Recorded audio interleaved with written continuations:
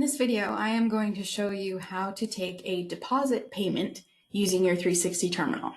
So in order to take a deposit for a customer on their work order, you come into the work order itself and you're going to come down here to the options button.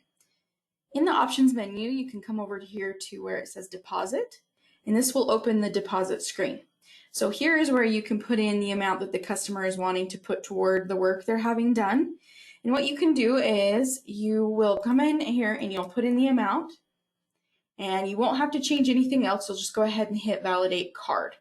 Once you validate card, that will wake the terminal up and ask the customer for their card.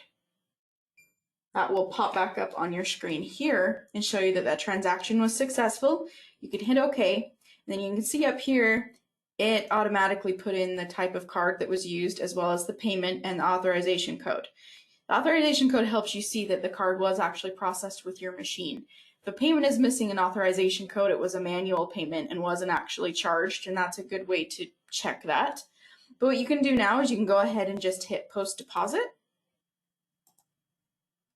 and then that will take you back to the work order screen, which, as you can see over here, you can see that deposit put in right there for the penny that we just charged. And then that deposit will take away from the overall total if it is smaller than the total. And then you'll be able to see what the customer has left owing.